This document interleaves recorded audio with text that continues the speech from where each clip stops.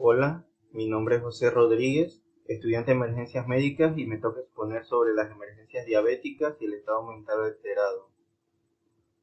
Bueno, el estado mental alterado es un término que se utiliza para describir un amplio espectro de comportamientos anormales que van desde una ansiedad leve hasta la inconsciencia. Estos cambios suelen deberse a la falta de oxígeno en el cerebro, relacionados con problemas cerebrales, ya sea convulsión, un golpe de calor u otros problemas médicos graves, como la emergencia diabética que vamos a hablar más adelante. Nosotros como técnicos de emergencias médicas o licenciados siempre debemos considerar que la alteración del estado mental es un hallazgo grave y una posible preocupación. La fisiopatología. La conciencia normal está regulada por una serie de circuitos neurológicos en el cerebro que comprenden el sistema de activación reticular. Este es el responsable de las funciones de permanecer despierto, prestar atención y dormir. El tejido cerebral del sistema de activación reticular tiene requisitos simples para funcionar correctamente y de este modo nos mantiene alerta y orientado en espacio, tiempo y persona. Se necesita el oxígeno para perfundir el tejido cerebral, se necesita la glucosa para nutrir el tejido cerebral y se necesita el agua para mantener el tejido cerebral hidratado. Cualquier causa que altere uno de esos hallazgos puede disminuir el estado mental. Bueno, la diabetes consta de dos elementos que son la glucosa y la insulina.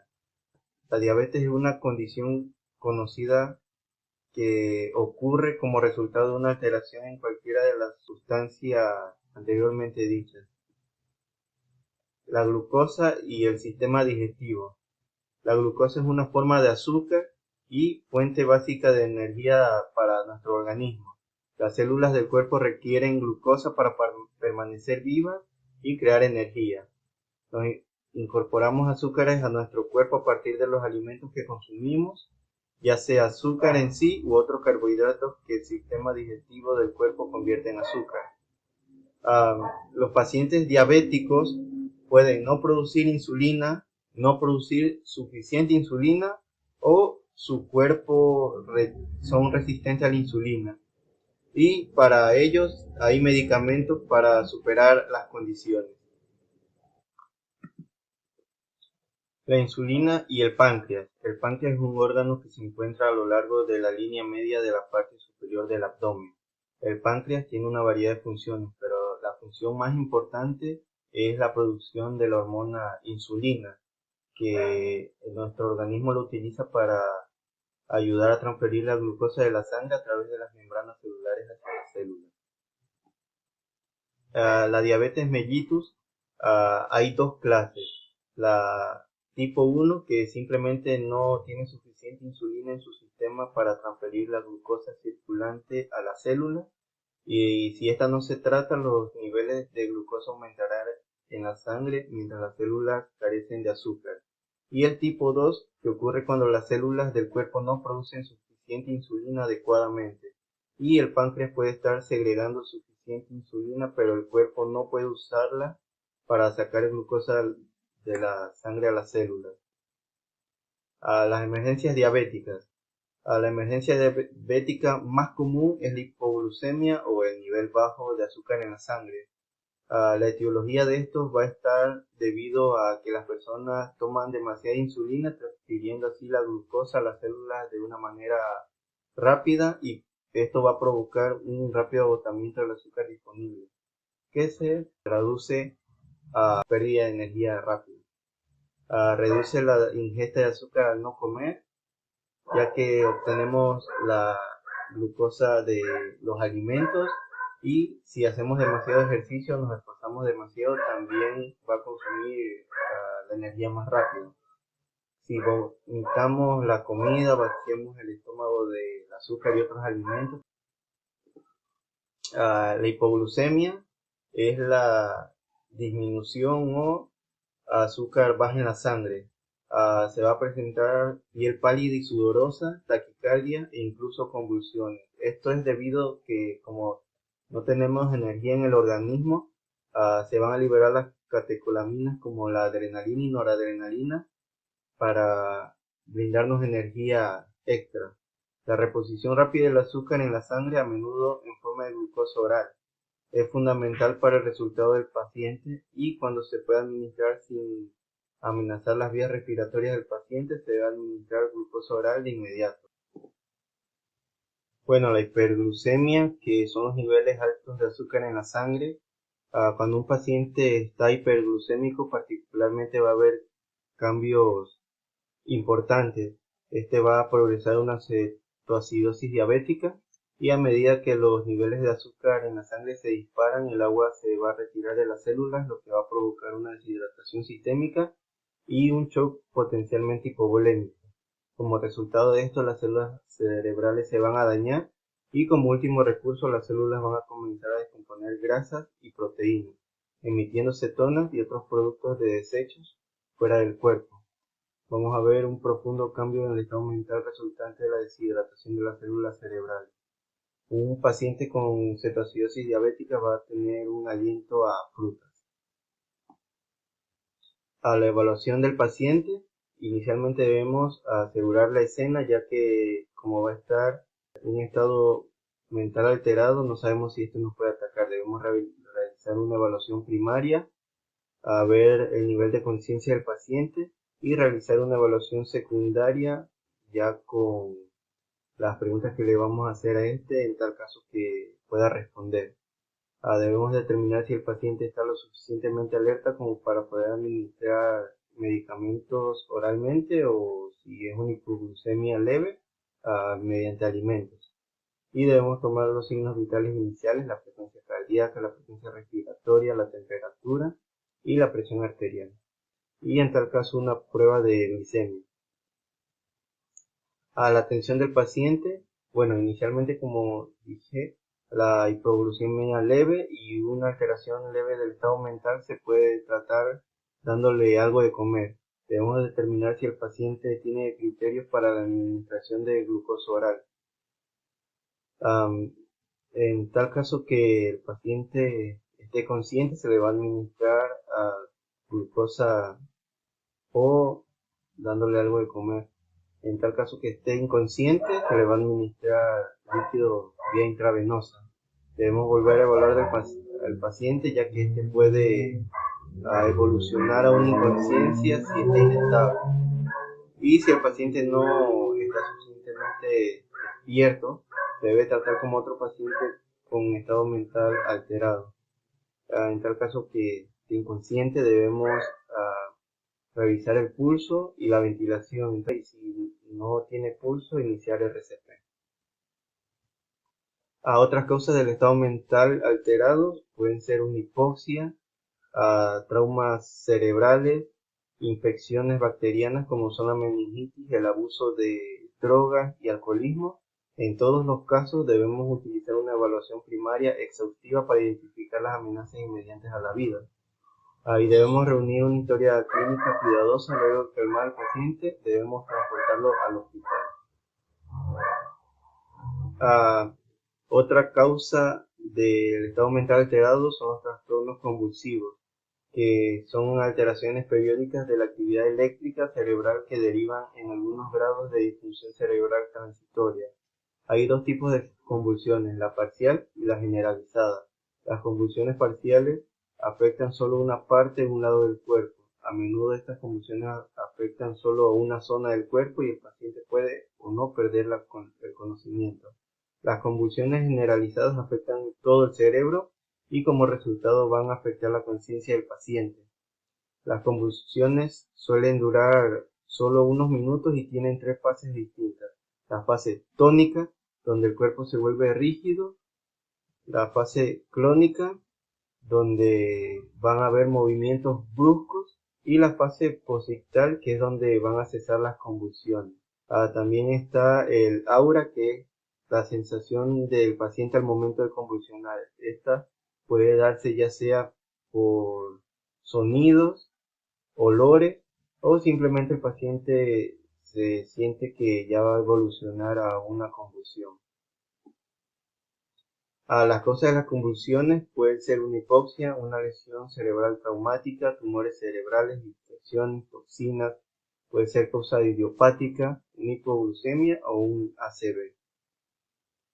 La evaluación del paciente, debemos preguntarle qué estaba haciendo la persona antes de comenzar convulsiones, si había aura, qué hizo exactamente la persona durante la convulsión, cuánto duró la convulsión, cuántas convulsiones fueron y qué hizo la persona después de la convulsión, si estaba dormido y por cuánto tiempo estaba despierto. En tal caso que hayan testigos, esto se le pregunta al testigo. Atención al paciente. Debemos colocar al paciente en el suelo y si no tiene trauma o lesión cervical, debemos colocarlo en posición de seguridad. Debemos aflojar la ropa restrictiva, retirar los objetos que puedan dañar al paciente, proteger al paciente de lesiones, proteger las vías respiratorias, ya que este suele broncoaspirar en algunos casos y para eso se va a hacer la posición de seguridad para que al momento de drenar sea de forma lateral y no obstruya las vías respiratorias.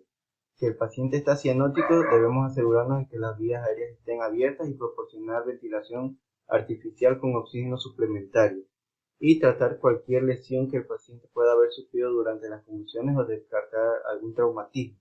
Y debemos transportar al paciente a un centro médico y monitorear los signos vitales y la respiración. Accidente cerebrovascular. Esta es una condición de función alterada causada cuando una arteria en el cerebro se bloquea o se rompe, interrumpiendo así el suministro de sangre oxigenada o causando sangrado en el cerebro. Un accidente cerebrovascular causado por una obstrucción llamado accidente cerebrovascular isquémico puede ocurrir cuando un coágulo o una embolia obstruye la arteria. Y un accidente cerebrovascular hemorrágico va a ser cuando haya una presión alta prolongada que rompa la arteria. También puede ocurrir cuando un área débil de una arteria aneurisma sobresale y eventualmente se rompa, forzando así al cerebro a ocupar un espacio más pequeño de lo habitual dentro del cráneo. Bueno, la evaluación va a ser con la escala de Cincinnati. Esto va a valorar 3 hallazgos que va a ser la expresión facial, los movimientos de las extremidades y el lenguaje. Debemos decirle a la persona que sonría o muestre los dientes. Lo normal debe ser que los movimientos sean simétricos en ambos lados de la cara. Lo normal va a ser que haya movimientos asimétricos o no se muevan, un lado no se mueva tan bien como el otro, o que un lado esté más decaído que el otro. El segundo, en los movimientos de las extremidades, vamos a decirle al paciente que cierre los ojos y los levante a la altura de los hombros en 10 segundos. Lo normal va a ser que sean movimientos simétricos y ausencia de movimientos en ambos lados. Una normalidad va a ser que los movimientos sean asimétricos o que un brazo se cae o se mueva más que el otro. Y en el lenguaje debemos decirle al paciente que repita un trabalenguas o una frase y lo normal debe ser que el paciente lo pronuncie correctamente y lo normal que el lenguaje sea confuso o erróneo. Otros signos y síntomas que puede presentar el paciente son confusión, mareos, entumecimientos, pérdida del control intestinal o vesical, visión deteriorada, náuseas, vómitos o convulsiones. La atención a un paciente con accidente cerebrovascular no va a ser necesario determinar que se haya producido un ictus, aunque se puede sospechar. El paciente se debe tratar como se trataría cualquier otro paciente. Debemos aplicar un ABC a los pacientes conscientes, abrir las vías aéreas, que tengan una buena oxigenación y ventilación y debemos verificar la circulación y el transporte va a ser en posición Fowler. Y en un paciente que esté inconsciente vamos a aplicar la secuencia CAB, que primero vamos a ver la circulación. En tal caso que no haya pulso, vamos a iniciar con lo que son las RCP. Si el paciente se sospecha que ha sufrido un accidente cerebrovascular, es importante transportarlo de manera inmediata y notificarlo al hospital con los síntomas que se observen y los resultados de la escala de Cincinnati. Mareos y síncopes. El mareo es un término común que significa cosas diferentes para diferentes personas. Es importante para nosotros en la evaluación asegurarnos qué quiere decir el paciente con mareos. Si se refiere a una debilidad como una sensación de pérdida de fuerza, si siente vértigo, que el vértigo es la sensación de que el entorno gira a su alrededor, si sintió un aturdimiento, que es la sensación de que está a punto de desmayarse, a veces llamado presíncope o casi síncope, o si sintió algo más. El síncope es una breve pérdida del conocimiento con recuperación espontánea. Normalmente es muy breve, desde unos segundos como máximo unos minutos. El paciente generalmente se recupera la conciencia muy pronto después de que se le permita permanecer acostado. Las causas de los mareos y síncopes son la deshidratación severa, la anemia severa, arritmias cardíacas, hipoglucemia, trastornos de pánico, una hipovolemia, tumores cerebrales o hipoxia. La evaluación del paciente con mareo o síncope, que suelen reconocerse fácilmente por la queja del paciente de una breve pérdida del conocimiento. La evaluación secundaria de un paciente con mareos o síncope incluye la historia clínica y signos vitales apropiados. Las preguntas que se deben hacer son las siguientes. Decirle al paciente qué quiere decir con mareos, si recibió alguna advertencia y si es así, cómo fue, cuándo empezó, cuánto duró, en qué posición estaba cuando ocurrió el episodio, si ha tenido episodios similares en el pasado y si es así, qué causa se encontró y si ha tomado medicamentos para ese tipo de problemas.